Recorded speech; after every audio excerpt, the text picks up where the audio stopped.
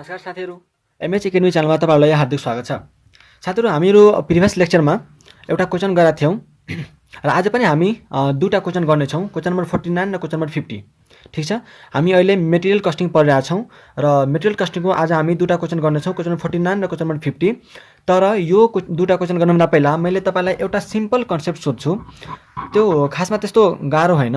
मैले तपाईँलाई के भने भन्दाखेरि सपोज तपाईलाई एउटा ए अप्सन छ र एउटा बी अप्सन छ अनि यो ए अप्सनमा सामान किन्दाखेरि तपाईलाई 2000 रुपीस 2000 पर्छ है। यो एउटा अप्सन हो सामान किन्ने अनि यो चाहिँ अर्को अप्सन हो है। र अप्सन मैले नभनेलाई यसलाई सप्लायर भनौँ, ल यसलाई के भनौँ, सप्लायर भनौँ। यो चाहिँ ए सप्लायर हो, यो चाहिँ बी सप्लायर हो है। अब यो दुईटा सप्लायर मध्ये तपाईँ चाहिँ एबाट सामान किन्दा तपाईको टोटल इन्भेन्ट्री कस्ट कति आउँछ रे? 2000 आउँछ। टोटल इन्भेन्ट्री कस्ट हामीले पहिला कुरा गरिसकेका छौँ।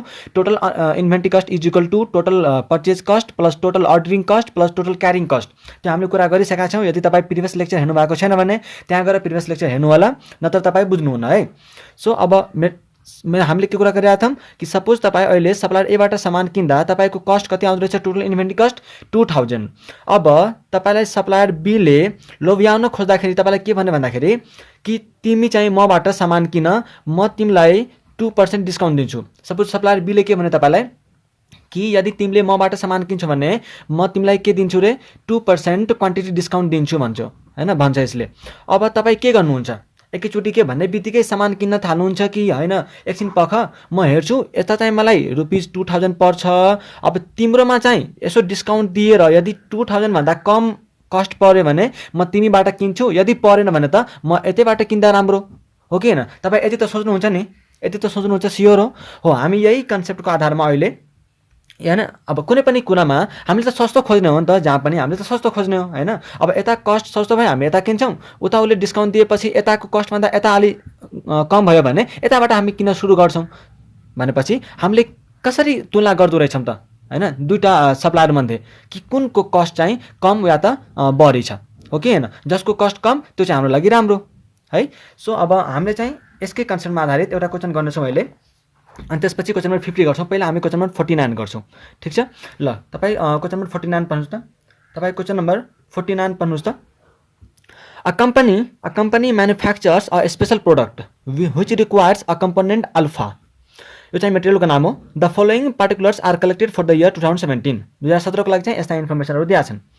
Annual demand of alpha, annual demand of alpha. अब यहाँ हेर्नुहोस् त, a company manufactures a special product which requires a component alpha भनेपछि हाम्रो यो चाहिँ के हो? र मेटेरियल। अल्फा चाहिँ के हो? र मेटेरियल। अनि यो के दियो तपाईँलाई? Annual requirement of material 8000 unit. त्यस्तै cost of placing and order, यो के हो? 200। Ordering cost per order. त्यस्तै cost per unit of alpha, यो चाहिँ के हो? Purchase price. Cost per unit of alpha भनेको छ, मेटेरियलको कस्ट भनेपछि पर्चेज प्राइस। त्यस्तै क्यारिङ कस्ट पर एनम 20%। अब यसरी पर्सेन्टेजमा दिँदा हामीले के गर्छौँ? पर्सेन्टेजमा दिँदा हामीले के गर्छौँ? पर्चेज प्राइससँग मल्टिप्लाई गरेर जे आउँछ त्यो चाहिँ हाम्रो क्यारिङ कस्ट हुन्छ। त्यस्तै अर्को के भनेको छ एडिसनल इन्फर्मेसनमा, the company has been offered a quantity discount of 4% on the purchase of alpha provided the order size is 4000 components at a time. Required compute the economic order quantity, economic order quantity निकाल्न भनेको छ। अनि त्यसपछि advise whether the quantity discount offer can be accepted or not भनेको छ। भनेपछि के हामीले अहिले चाहिँ फर्स्टमा इकोनोमिक अर्डर क्वान्टिटी निकाल्छौँ अनि सेकेन्डमा उसले के भन्यो भन्दाखेरि advise whether the quantity discount offer can be accepted. अब यही जुन हामीले यहाँ कुरा गरेका थियौँ नि सप्लायर बीको हो उस्तै छ के। अब हामी चाहिँ अहिले 8000 युनिट चाहिँ हाम्रो एनुअल रिक्वायरमेन्ट छ होइन, एनुअल रिक्वायरमेन्ट चाहिँ 8000 युनिट छ।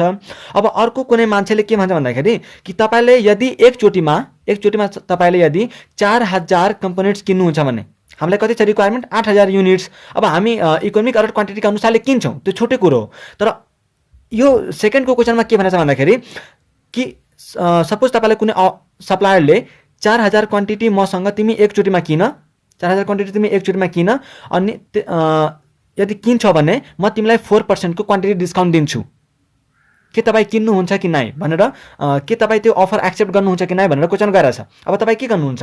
हो यहीँ जस्तै हैन, कुनको कस्ट कम या त बढी हुन्छ त्यो अनुसारले हामी कम्पेयर गरेर अब न्यू अफरको कस्ट यदि कम भयो भने त हामी पुरानो अफर छोडिदिन्छौँ हैन, नयाँबाट नै सुरु गर्छौँ। तर यदि पुरानोको कस्ट बढी भयो भने हैन हामी त्यो अफर एक्सेप्ट गर्दैनौँ, हो कि हैन? सो पहिला हामी के निकाल्छौँ यहाँ? Economic order quantity. पहिला हामी के निकाल्छौँ? Economic order quantity. Question number 49। Question number 49 question number 49 ठीक छ। सोल्युसन हामीले पहिला के निकाल्नु पर्यो economic order quantity economic order quantity economic order quantity economic order quantity EOQ is equal to formula के छ 2AO divide by C 2AO divide by C। अब यहाँ चाहिँ 2 भनेको के 2 भनेको 2 नै। अब A भनेको annual requirement of material annual requirement of material तपाईलाई 8000 युनिट दिएको हो 8000 units into ordering cost per order तपाईलाई कति भनेको छ cost of placing an order 200 per order भनेपछि 200 डिभाइड बाई क्यारिङ कस्ट कसको लिन्छौँ हामी पर्सेन्टमा दिएको बेला पर्चेज प्राइसको भनेपछि 400 इन्टु 20%। यसरी गरे पनि भयो। अब यता चाहिँ कति युनिट आउँछ त हेर्नुहोस् त 2 into 8000 into 200 divide by 400 divide by 20% अनि रुट गरिदिएपछि 200 युनिट्स कति आयो यहाँ चाहिँ 200 युनिट्स। इकोनोमिक अर्डर क्वान्टिटी कति आयो हाम्रो 200 युनिट्स। यहाँ हेर्नुहोस् त 200 युनिट्स आयो है। इकोनोमिक अर्डर क्वान्टिटी कति आयो हाम्रो 200 युनिट्स। अब सेकेन्डमा के भनेको थियो यसले advise whether the quantity discount offer can be accepted advise whether the quantity discount offer can be accepted. अब हामी यहाँ के निकाल्छौँ दुईटैको रिलिभेन्ट कस्ट यहाँ हामीले के निकाल्छौँ दुईटैको रिलिभेन्ट कस्ट है। अब एउटा दुईटैको रिलिभेन्ट कस्ट निकाल्छौँ अनि जुनको कस्ट रिलिभेन्ट कस्ट कम हुन्छ हो त्यो चाहिँ हामी प्रिफर गर्छौँ ठीक छ। अब सेकेन्ड कन्डिसन अब पहिला हामी EOQ को पहिला हामीले EOQ अब हेर्नुहोस् त यहाँ EOQ किन्दा हामीले कति क्वान्टिटी किन्छौँ एकचोटिमा 200 युनिट्स कति क्वान्टिटी किन्छौँ हामी एकचोटिमा 200 युनिट्स। तर अर्को सप्लायरले के भन्दैछ भन्दाखेरि कि यदि तिमी मसँग 4000 क्वान्टिटी एकचोटिमा किन्छौ अहिले हामी एक्जिस्टिङमा के किनिरहेको छौँ एकचोटिमा 200 युनिट्स किनिरहेको छौँ नि एकचोटिमा हामी 200 युनिट किनिरहेको छौँ भनेपछि अब यसले के भन्दैछ भन्दा कि यदि तिमी मसँग एकचोटिमा 4000 क्वान्टिटी किन्छौ भने म तिमीलाई 4% को क्वान्टिटी डिस्काउन्ट दिन्छु हैन। त्यो अफर एक्सेप्ट गर्ने कि नगर्ने भनेर क्वेसन सोधेको छ। अब हामी के गर्छौँ दुईटैको एउटा EOQ सिस्टममा र एउटा यो 4000 क्वान्टिटीमा दुईटैकोमा रिलिभेन्ट कस्ट निकाल्छौँ अनि जुन कम या त बढी हुन्छ त्यो अनुसारले हामी डिसिजन लिन्छौँ। पहिला हामी निकालौँ यहाँ रिलिभेन्ट कस्ट हैन रिलिभेन्ट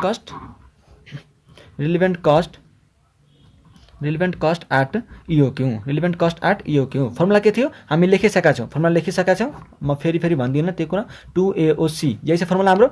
अब 2 इन्टु A भनेको 8000 छ त्यस्तै O भनेको कति रे 200 अनि क्यारिङ कस्ट भनेको 400 को 20% गरेपछि 80 यही हो। कति आउँछ यो चाहिँ 2 इन्टु 8000 इन्टु 200 इन्टु 80 यति गरेपछि रुट थिचेपछि कति आउँछ 16000 रुपियाँ 16000। यो चाहिँ कसको हो EOQ मा किन्दा अहिले एक्जिस्टिङमा हामी किनिरहेको छौँ नि 200 युनिट्स हो यतिमा किन्दा चाहिँ 200 युनिट्सकै एकचोटिमा 200 युनिट्स किन्दा चाहिँ हाम्रो टोटल इन्भेन्ट्री कस्ट पर्चेज कस्टलाई बाहेक किनकि त्यो चाहिँ इरिलिभेन्ट कस्ट हुन्छ हैन रिलिभेन्ट कस्ट चाहिँ हाम्रो 16000 छ। त्यस्तै हामी अब ROQ को जुन यहाँ तपाईलाई 4000 दिएको हो यो चाहिँ के हो हाम्रो रिअर्डर क्वान्टिटी हामी यसको बारेमा पनि पहिला कुरा गरिसकेको छु कुन चाहिँ ROQ हो र कुन EOQ हो भनेर प्रिभियस लेक्चर तपाईँ हेर्न भएको छैन भने त्यहाँ गएर हेर्न सक्नुहुन्छ है त्यहाँ हामीले डिस्कस गरेका थियौँ। अब हामीले के निकाल्छौँ रिलिभेन्ट कस्ट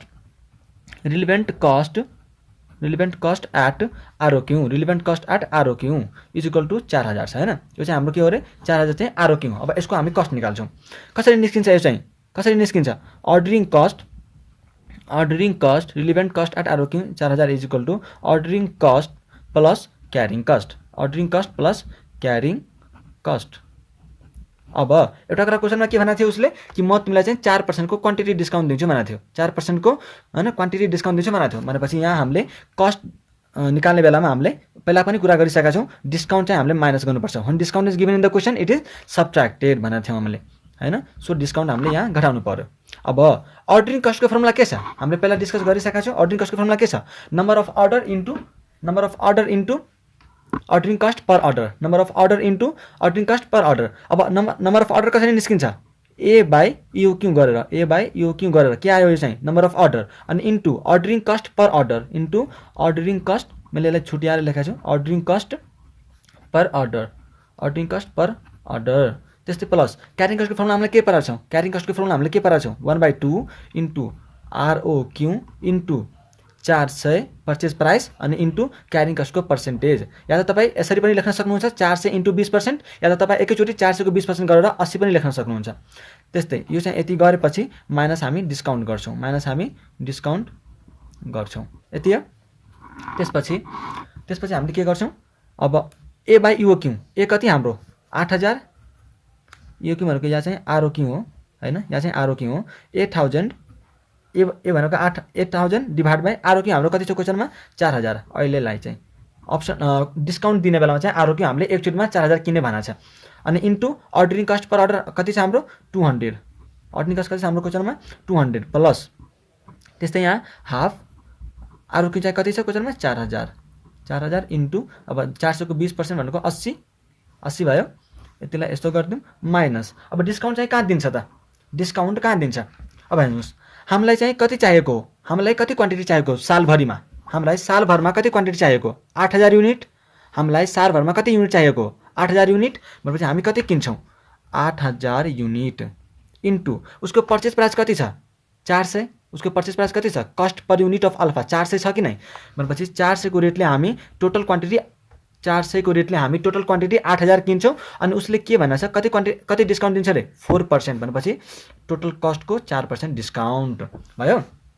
त्यसपछि हामी के निकाल्छौँ अब 8000 डिभाइड बाई 4000 इन्टु 200 गरेपछि यो अर्डरिङ कस्ट आयो 400 प्लस क्यारिङ कस्ट चाहिँ आउँछ तपाईँलाई 2000 इन्टु 80 गरेपछि 1,60,000 अनि यसो यसलाई उ गरेर यति नै आउँछ है 4000 डिभाइड बाई 2000 इन्टु 80 गरेपछि 1,60,000 अनि त्यसपछि minus discount 8000 into 8000 quantity into 400 चाहिँ पर्चेज प्राइस त्यस अनि इन्टु कति 4% इन्टु 4% गरेर कति आउँछ यहाँ 1,28,000 त्यस्तै यो चाहिँ कति आयो त 1,60,400 माइनस 1,28,000 कति आयो चाहिँ 1,60,400 माइनस 1,28,000 गरेपछि कति आयो यसको कस्ट चाहिँ 32,400।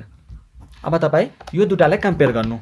हाम्रो रिलेभेन्ट कस्ट एट इओक्यू कति आएको थियो, रिलेभेन्ट कस्ट एट इओक्यू कति आएको थियो 16,000, रिलेभेन्ट कस्ट एट इओक्यू कति आएको थियो 16,000 अनि रिलेभेन्ट कस्ट एट आरओक्यू कति आयो 32,400। इओक्यू जुन हामी एकचोटिमा 200 किन्थ्यौँ त्यहाँ हाम्रो कस्ट 16,000 आउँथ्यो, त्यहाँ हाम्रो कस्ट कति आउँथ्यो 16,000 आउँथ्यो। अब यदि हामीले 4,000 एकचोटिमा किन्यो भने हाम्रो कति आउँदो रहेछ कस्ट चाहिँ 32,400। कुन राम्रो यो चाहिँ यो अफर जुन उसले भनेको थियो कि यदि तिमीले 4,000 क्वान्टिटी एकचोटिमा किन्छ भने म तिमीलाई 4% क्वान्टिटी डिस्काउन्ट दिन्छु। अब त्यो हामीले एक्सेप्ट गर्ने कि नगर्ने किनकि हाम्रो पहिलाकै कस्ट के छ त कम छ। अब यदि हामीले एक्सेप्ट गर्यो भने त्यो हाम्रो कस्ट के हुन्छ बढेर जान्छ। कति र बढेर जान्छ हेर्नु त 32,400 माइनस पहिला हाम्रो कस्ट पर्थ्यो यति भनेपछि 16,400 हाम्रो कस्ट के हुन्छ बढेर जान्छ। सो हामीले यो अफर एक्सेप्ट गर्नु भएन, अफर चाहिँ एक्सेप्ट हामीले गर्नु भएन, not accept the discount offer. यो भयो क्वेसन नम्बर 49 हामीले गऱ्यौँ है। अब क्वेसन नम्बर 50 हेर्नुहोस् त क्वेसन नम्बर 50 मैले चाहिँ तपाईँलाई मुख हैन यतिकै भनिदिन्छु, तपाईँ आफैले गर्न सक्नुहुन्छ है, एकदमै सजिलो छ, तपाईँ आफै गर्न सक्नुहुन्छ। क्वेसन नम्बर 50 मा हेर्नुहोस् त पहिला क्वेसन पढ्नु है। Two components A and B are used as follow, normal usage 50 per week each भनेको छ, maximum usage 75 per week each, minimum usage 25 per week each. त्यस्तै रिअर्डर क्वान्टिटी ए को 300 र बी को चाहिँ 500 भनेको छ, यो चाहिँ सबै युनिटमा होला।